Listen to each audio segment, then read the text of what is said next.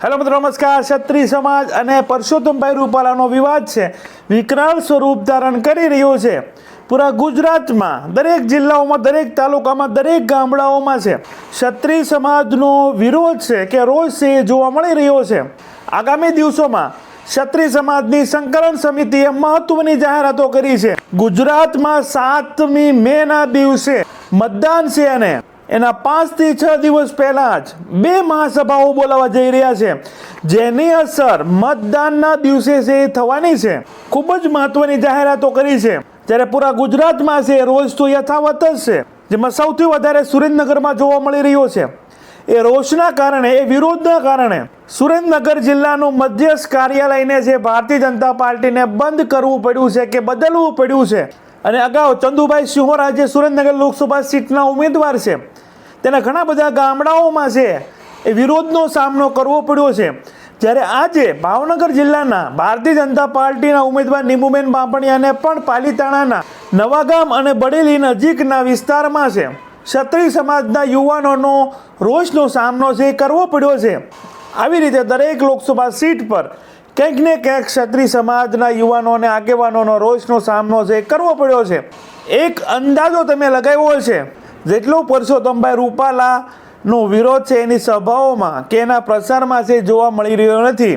એથી વધારે ભારતીય જનતા પાર્ટીના અન્ય જે બી ઉમેદવાર છે તેની સામે જોવા મળી રહ્યો છે. ચંદુભાઈ સિંહોરા હોય, નીમુબેન બાંભણિયા હોય કે વડોદરા હોય કે પછી ઉત્તર ગુજરાતની કોઈ પણ સીટો હોય, એ દરેક જગ્યા પર ખૂબ જ વિરોધ થઈ રહ્યો છે. સુરેન્દ્રનગરમાં તો ક્ષત્રિય રાજપૂત સમાજની વાડીમાં છે મિટિંગ કરીને છે શપથ લેતા પણ જોવા મળ્યા છે કે આપણે ભારતીય જનતા પાર્ટીના વિરુદ્ધમાં છે મતદાન કરવાનું છે એવું શપથ લઈ રહ્યા છે. તો ક્ષત્રિય સમાજ સંકલન સમિતિની આગામી રણનીતિ અને પહેલી મે જ્યારે ગુજરાતનો સ્થાપના દિવસ છે તે દિવસે કઈ જગ્યાએ મહાસભા કે મહાસંમેલન યોજવા જઈ રહ્યા છે અને એના જ આગલા દિવસે કઈ જગ્યાએ બીજું મહાસંમેલન યોજવા જઈ રહ્યા છે અને તે 2 તારીખ બાદ 7 તારીખે જ, એટલે કે 5 દિવસ બાદ જ ગુજરાતમાં છે લોકસભા ઇલેક્શનનું છે એ મતદાન છે. અને એ મતદાન પર આ બંને મહાસંમેલનની અસર છે એ જોવા મળશે. તો આ દરેકની વાત આજના વિડીયોમાં આપણે કરવી છે. અમારી ચેનલમાં ભારતમાં અને ગુજરાતમાં જે બી ઘટનાઓ ઘટતી હોય છે તેને સરળ ભાષામાં સમજાવતા હોય છે. આવા નવા વિડીયો જોવા માટે અમારી ચેનલને તમે સબસ્ક્રાઇબ કરી શકો છો. બાજુનું બેલ આઇકન છે તેને ઓલ સિલેક્ટ કરો, જેથી કરીને અમારો વિડીયો અપલોડ થાય તરત જ તમને નોટિફિકેશન મળી જાય. વિડીયોની શરૂઆત કરીએ. સૌ પ્રથમ આપણે ક્ષત્રિય સમાજની સંકલન સમિતિએ જે મોટી જાહેરાતો કરી છે, જેમાં 1 મે એટલે કે ગુજરાતનો સ્થાપના દિવસ છે તે દિવસે આણંદમાં મહાસંમેલન યોજવા જઈ રહ્યા છે અને 2 મે જામનગરમાં મહાસંમેલન યોજવા જઈ રહ્યા છે. હજુ તંત્ર એની પરમિશન આપે છે કે કેમ, આ સંમેલન થાય છે કે કેમ, કોઈ અડચણ આવે છે કે કેમ, એ બી જોવાનું રહેશે. જો આ બંને મહાસંમેલન થાય છે તો તેની અસર 7 મેના દિવસે મતદાનના દિવસે છે એ ખૂબ જ જોવા મળશે. કેમ કે આ સભા છે, આ મહાસંમેલન છે, મતદાનના માત્ર 5 દિવસના ગાળામાં જ રાખી છે. ક્ષત્રિય સમાજ છે એ લડી લેવાના મૂડમાં છે, એ માટે આવા કાર્યક્રમો છે એ કરી રહી છે. શા માટે ભારતીય જનતા પાર્ટી કે સરકાર પર અમારી અસર પડતી નથી, ભારતીય જનતા પાર્ટીને સરકારને કેમ અમારો ડર નથી, એ ડર બેસાડવા માટે આ બંને સભાનું આયોજન છે એ કરવા જઈ રહી છે. અને એની અસર છે મતદાન પર પડે. કેમ કે લોકો ભૂલી જતા હોય છે, રાજકોટનું જે મહાસંમેલન થયું છે ઘણા દિવસો થઈ ગયા છે, ઘણા લોકોનું મન છે એ ફરી ગયું હોઈ શકે. એને તાજું કરવા માટે આણંદ અને જામનગરનું મહાસંમેલન છે ખૂબ જ મહત્વનું બની રહે છે.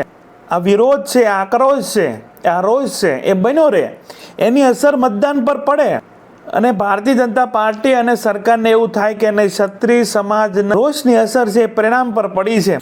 બાકી અન્ય કાર્યક્રમો તો ક્ષત્રિય સમાજની સંકલન સમિતિના ચાલુ જ છે, જેમાં ધર્મરથ હોય તેનો કાર્યક્રમ પણ ચાલુ થઈ ગયો છે આજથી.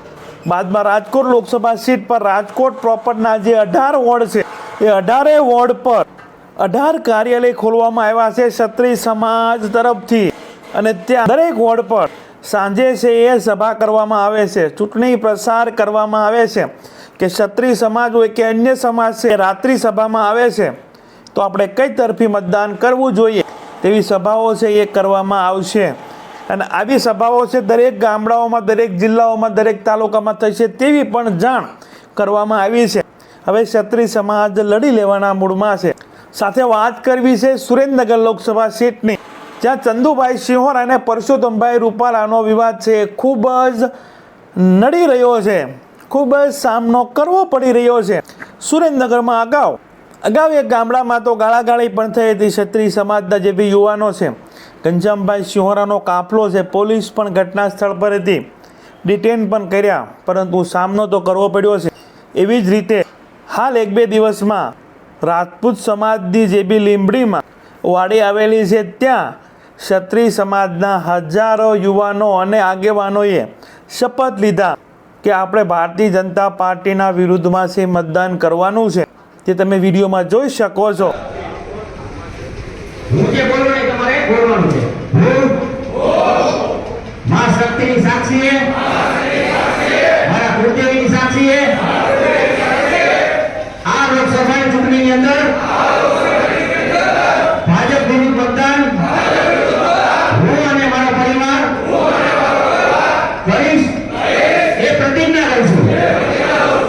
દર ફરે વાહ દર ફરે, દર ફરે વાહ દર ફરે, ફરે નદીના નીર, પણ સૂર્ય બોલ્યા કદી ના ફરે, પછી ભલે પક્ષીને ઉગે છું. તમે બધા બોલો છો ને? જય માતાજી.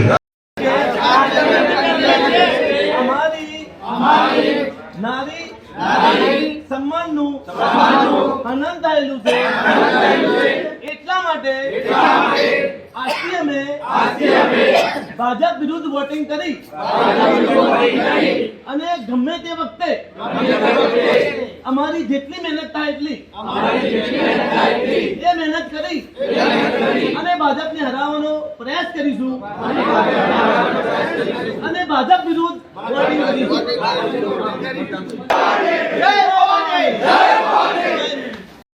સાથે એક મુખ્ય વાત, સુરેન્દ્રનગર લોકસભા સીટના મધ્યસ્થ કાર્યાલય છે એ ક્ષત્રિય સમાજની વાડીમાં હતું, ભાડે આપેલું હતું.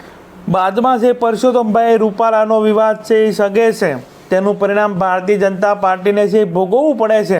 સુરેન્દ્રનગરમાં દુધરેજ રોડ પર ક્ષત્રિય સમાજની વાડી આવેલી છે, ત્યાં ભારતીય જનતા પાર્ટીનું મધ્યસ્થ કાર્યાલય હતું. 1-2 દિવસ પહેલાં છે ચીમકી આપી હતી કે 2 દિવસમાં કાર્યાલયને તમે ખાલી કરો, નહીંતર અમે ખાલી કરીશું. ત્યારબાદ ગત રાત્રિએ મોડેથી ભારતીય જનતા પાર્ટીએ કાર્યાલય છે એ બદલવું પડ્યું છે. ત્યાંથી છે કોઈ સરકારી શાળામાં છે આ કાર્યાલયને છે ફેરવું છે, એવા સમાચાર પણ સૂત્રો દ્વારા માહિતી મળી રહી છે, જે તમે વિડીયોમાં જોઈ શકો છો. કોઈ એમના કાર્યકર હોદ્દેદારો છે જે ત્યાં કાર્યાલય સંભાળે છે, એમને પણ આપણે સમય આપેલો હતો, પણ છતાંય એક અમારા સમાજની એક સ્વભાવની મર્યાદાના હિસાબે અમે એ લોકોને એમને અલગ અલગ મુદત આપી, અમે અલગ અલગ મુદતોને સ્વીકારી છે. પણ આજે એમની સાથે વાત થયા મુજબ એમને સાંજ સુધીનો ટાઈમ અમે આપેલો છે કે સાંજ સુધીમાં કાર્યાલય ખાલી કરી આપવું, અને કદાચ સાંજ સુધીમાં એ કાર્યાલય ખાલી નહીં કરે તો સમાજના આક્રોશનો કદાચ એમને ભોગે બનવું પડે, તો એની જવાબદારી એ લોકોની રહેશે. અમારા સમાજનું બોર્ડિંગ ખાતે કાર્યાલય ખોલવામાં આવેલ હતું ભાજપ દ્વારા. તે બાપુ સાહેબની પોતાની મિલકત હતી, રાજપર દાદાની. એમની અજાણમાં જે તે વ્યક્તિઓએ આ પરમિશન આપીને કાર્યાલય આપ્યું હતું ભાડે, એ બાપુને અમે કીધેલ, ત્યારબાદ એમને જાણ થયેલ. એમની પ્રાઇવેટ માલિકી હતા. બાપુ સાહેબે અમને પોઝિટિવ જવાબ આપ્યો છે કે મારી જાણ બહાર આ કાર્યાલય લોકોએ ખોલ્યું છે, તો અમને પોઝિટિવ જવાબ મળ્યો અને અમે જે તે વ્યક્તિને જાણ કરી અને એમને અલ્ટિમેટમ આપેલું છે કે આજ સાંજ સુધીમાં કાર્યાલય જો આપ બંધ નહીં કરો તો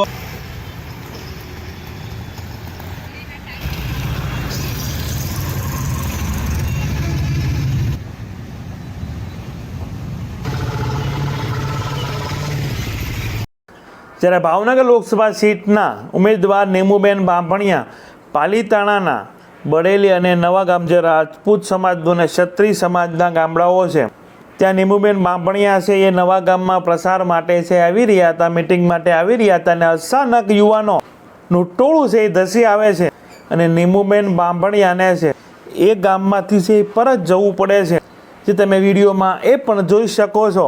તો આ રીતે સમગ્ર ગુજરાતની દરેક લોકસભા સીટ પર ભારતીય જનતા પાર્ટીના ઉમેદવારનો છે વિરોધ થઈ રહ્યો છે, અને સામે વગર મહેનતે કોંગ્રેસના કે આમ આદમી પાર્ટીના ઉમેદવારોને છે એ બેનિફિટ કે બોનસ મળી રહ્યું છે, તો તમારું શું માનવું છે? આણંદ અને જામનગરની જે બી મહાસંમેલન થવા જઈ રહ્યું છે તેની અસર મતદાનના દિવસે થશે કે કેમ?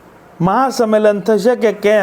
શું એ મહાસંમેલન રાજકોટમાં જે મહાસંમેલન થયું છે એવું જ થશે કે કેમ?